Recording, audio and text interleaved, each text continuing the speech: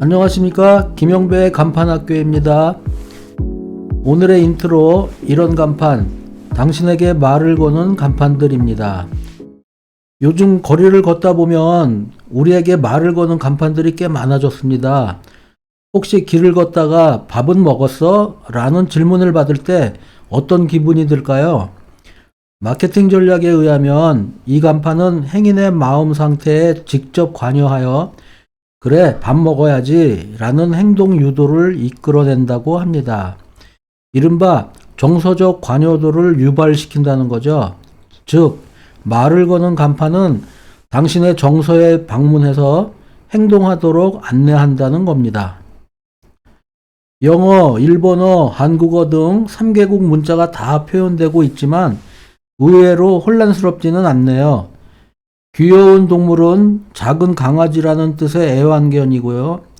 상호 쿄코코는 오늘은 여기라는 말이랍니다. 일종의 언어 유희라고 할 수 있죠. 음식 맛이요? 네, 맛있습니다. 일상적인 부부의 대화가 그대로 간판이 되었습니다. 이 동네에 친하게 알고 지내는 부부가 사는데 제가 부인한테 물었습니다. 남편한테 전화해서 이 가게를 어떻게 부르냐고요. 이렇게 대답하더군요. 여보, 반찬에 가서 파김치 좀 사와요. 남편은 전화해서 이런답니다. 여보, 여기 반찬인데 뭐 사라고 했지? 너에게 꽃이라는 이 말은 곧 너는 나의 꽃이야로 번역됩니다.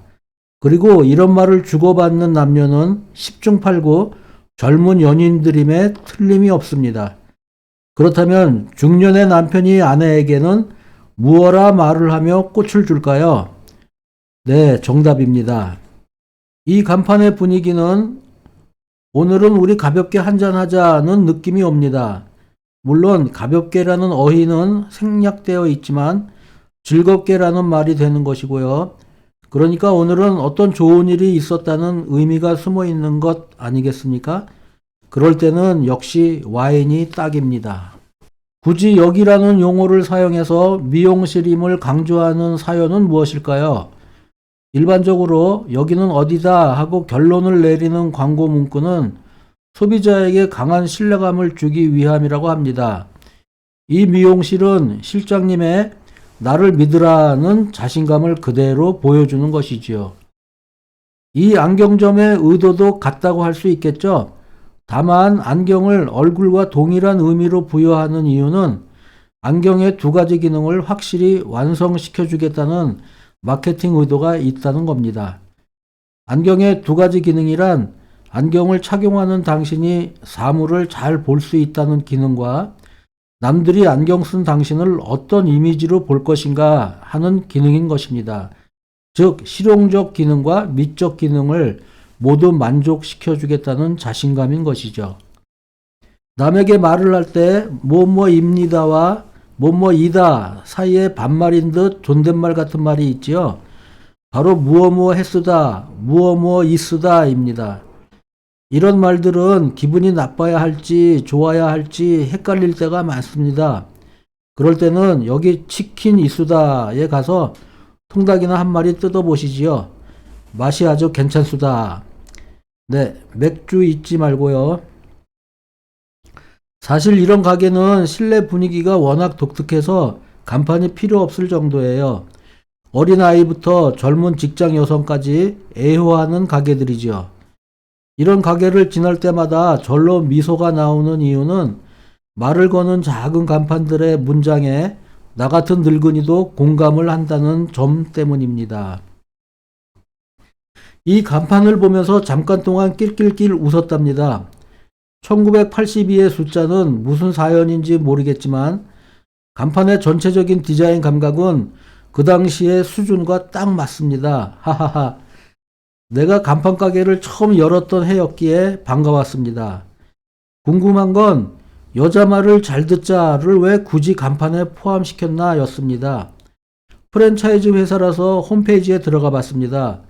창립자가 여성분이더라고요. 그렇다고? 헐. 그래서 결심을 했답니다. 저 가게에 가서 한번 먹어보기는 해야겠다. 네, 오늘의 인트로 당신에게 말을 거는 간판들이었습니다. 네, 여러분 반갑습니다. 김영배의 간판학교. 오늘의 주제는 협동화 사업으로 AI 시대를 맞이합시다입니다. 협동화 사업이 무엇일까요? 말 그대로 협동해서 사업하자는 겁니다. 무턱대고 협동화 사업하면 누가 떡을 갖다 줘, 쌀을 갖다 줘 하시는 분들 계시겠죠? 네, 갖다 줍니다. 누가 어떻게 갖다 주는지는 다음 회에 밝히도록 하겠습니다. 왜냐하면 우리가 먼저 이해해야 하는 몇 가지 아주 중요한 이야기들이 있기 때문입니다. AI 시대는 이미 와 있고 세상은 아주 빨리 바뀌고 있습니다. 그런데 우리가 몸담고 있는 현재 5개 강고 산업의 적나라한 모습조차도 잘 모르고 있습니다. 그러니 미래에 우리 산업이 어떤 모습으로 바뀌게 될지 가늠이 가지 않는 것입니다. 그래서 무엇보다도 먼저 우리 5개 강고 산업의 현주소가 어디 있는지 바르게 보는 시간을 가져보고자 합니다. 첫째, 현재 우리 산업의 특징을 명확히 이해해야 합니다. 예전에는 이 업계의 어르신들이 우리 산업을 서비스업이자 제조업이라고 말씀들을 하셨습니다. 그런데 그때는 그냥 갸우뚱했습니다. 그래서 찾아봤습니다. 한국표준산업분류에 의하면 우리 5개 강고 산업은 여러 가지 산업에 걸쳐져 있습니다. 즉 제조업과 건설업, 서비스업, 그리고 정보통신업에 포함되어 있습니다. 이른바 복합산업이라고 합니다. 지금 보시는 표가 이를 정리한 것입니다.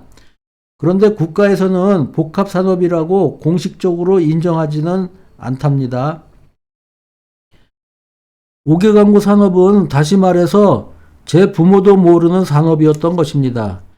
그러니까 간판을 만들고 부착하는 직업이 아무리 열심히 일을 해도 다양한 사업군에 끼어서 시장 확장성이 현저히 떨어졌던 것뿐입니다. 뿐만 아니라 정부 부처로부터도 지원금도 제대로 받지 못했던 겁니다. 다들 내 자식이 아니라고 본 거죠. 그런데 여러분 놀라지 마십시오. 이 부모도 몰랐던 산업의 특성이 AI 시대에는 오히려 무기가 되기 때문에 우리 5개 강고 산업은 의외로 발전할 가능성이 크다는 점입니다. 두 번째로 우리는 5개 강고 산업의 경제적 규모를 알아야 합니다. 경제적 규모란 다른 말로 매출 규모라고도 합니다. 어떤 산업이든지 그 산업을 평가하기 위해서는 가장 중요한 개념이 있어야 하는데 그것을 데이터라고 말합니다. 우리가 요즘 자주 듣는 말 생성형 AI는 다른 말로 많은 데이터라는 뜻입니다. 그만큼 모든 산업에는 정확하고 다양한 데이터가 가장 중요한 것입니다. 5개 강고 산업은 있어야 할 데이터들이 현재까지는 많지 않습니다. 그런데 2008년 행정안전부의 예속기관인 한국 5개 강고 센터가 설립되고서부터는 여러 가지 데이터가 만들어지고 있어서 아주 다행한 일입니다. 네, 이 한국 5개 강고 센터에서는 우리 산업의 매출 규모를 두 가지로 나누어서 발표하고 있는데요. 하나는 제작 설치업이고 또 다른 하나는 매체 대행업입니다. 2024년 기준 5개 강고 산업 총 매출액 중 제작 설치 분야는 약 2조 8천억 원으로 매체 대행 분야의 약 1조 4천억 원보다 2배 이상의 압도적 시장 규모를 형성하고 있습니다. 여기서 잠깐 우리나라 5개 강고 산업의 역사를 짧게 언급해야겠습니다. 제작 설치업 분야라는 개념은 2005년경부터 시작됐다고 볼 수 있습니다. 현수막을 페인트와 손으로 그렸던 시절에서 디지털 프린트가 본격적으로 보급된 시절은 보통 2005년 전후로 봅니다. 그로부터 4, 5년 후 LED 조명 등을 매입하는 입체 문자와 간판 프레임도 외주 환경으로 바뀌면서 간판을 직접 만드는 업소들은 거의 소멸되었고 2010년을 전후로 해서 그저 전기선이나 조립하는 환경, 즉 영세성 산업구조로 바뀐 겁니다. 간판 제조업은 유명무실해진 거죠. 다시 본 주제로 들어와서 5개 광고 시장의 66%를 차지하는 제작 설치 분야는 영세 사업자가 대부분입니다. 반면 34% 규모의 매체 대행업 분야는 첨단 디지털 사업 분야로 발전하고 있으며 계속 시장 규모가 확장되고 있습니다. 이를 통해서 우리가 깨닫게 되는 놀라운 현실은 우리 산업은 영세성과 첨단성이라고 하는 아주 극명한 차이점을 가지고 업계가 나뉘어져 있으면서도 그러면서도 공존하고 있다는 겁니다. 그런데 AI 시대를 맞이하게 되면서 이제 제작 설치 분야에서도 영세성을 벗어날 수 있는 기회가 마련될 것이라는 희망이 생기게 된 것입니다. 왜냐하면 AI 기술이라는 것은 오히려 영세하고 부족한 산업 환경에 더욱더 필요한 기술이기 때문입니다. 적은 투자로도 어려운 환경을 극복할 수 있는 힘이 생기기 때문입니다. 그래서 때가 왔다고 보는 것이고, 그렇기 때문에 제가 협동화 사업을 강하게 주장하는 것입니다. 여러분이 모여서 한 몸이 되어야만이 다시 못 올 이 기회를 놓치지 않습니다. 네, 이 그림은 협동화 사업이 어떤 유익성들이 있는가 하는 수수께끼 같은 그림입니다. 다음 편에서는 이 협동화 사업을 통해서 어떤 놀라운 일들이 만들어질 것인지 설명해 드리겠습니다. 많이 기대해 주십시오. 감사합니다.